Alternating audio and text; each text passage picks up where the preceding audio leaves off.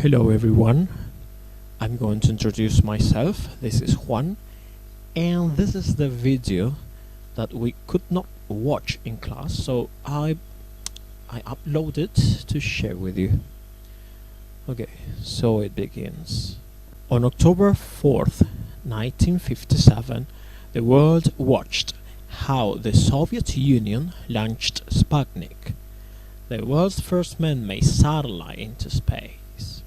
This little metal ball, smaller than 2 feet in diameter, launched a space race between the US and the USSR, and that event changed the world as we know it. Then it was followed on November the 3rd by another, carrying a dog named Laika.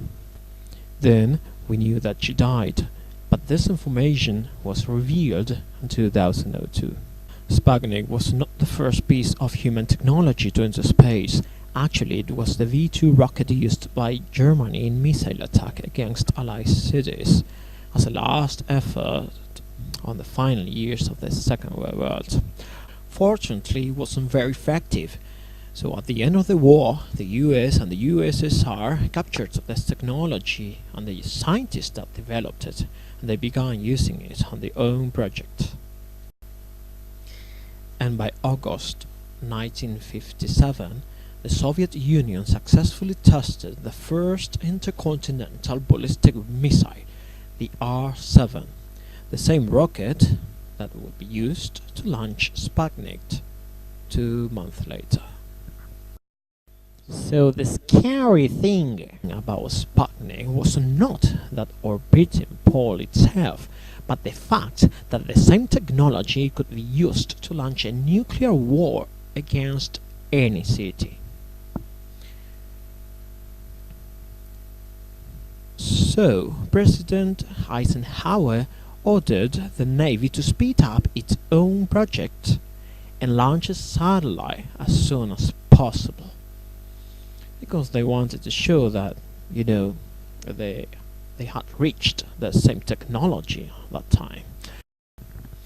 So on December 6, 1957, excited people across the nation turned on their TV to watch the live broadcast and to see how the rocket and the satellite, took off and crashed to the land 2 seconds later. The missile failure was a huge embarrassment for the US. Newspaper printed headline like Flopnik or Kaputnik. Fortunately, the army had been working on his own parallel project, the Explorer, and it was successfully launched on January 1958. But Yuri Gagarin became the first man in space in April 1961. The Russian Yuri Gagarin. Okay, so, here he is. Hi Yuri, how are you? He's out there. Okay. Almost a year passed, and several more Soviet astronauts completed their mission before Project Mercury succeeded in making John Glenn the first North American in orbit in February 1962. Hi John Glenn. Oh, poor John Glenn. They leave him alone. Oh, so rude to the Soviets. By this time, President Kennedy announced the goal of putting a man on the moon by the end of the 1960s. Now I want you to listen to the words of President Kennedy.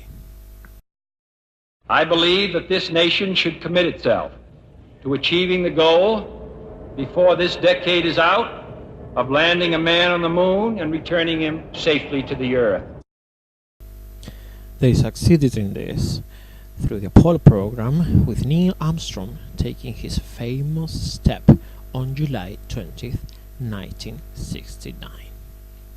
That's Neil Armstrong.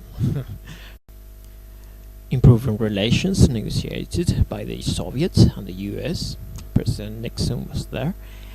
The USSR and the US moved toward cooperation rather than competition. The successful joint mission consisted on joining the American Apollo spacecraft and the Soviet spacecraft. They joined into space.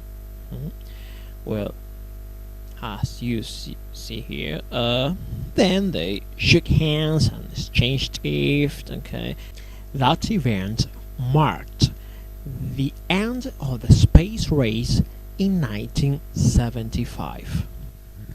So, in the end, what do we have? What was the point of all this space race? Well, the biggest benefit of the space program had nothing to do with one country beating another. Okay. Well, many NASA technology developed for space are now used for civilians' life, for us. For memory phones in mattresses to freeze dry food, and advanced on cancer treatment. Okay, and of course there's an application that we use in our mobile phones to look for a specific direction or location. Okay, the GPS and the other technology would not been there without the space program. So the rewards for scientists, research and advancements are often more vast than we can imagine. Okay. Well, I hope you enjoyed this and see you. Okay, I love you guys. Bye bye.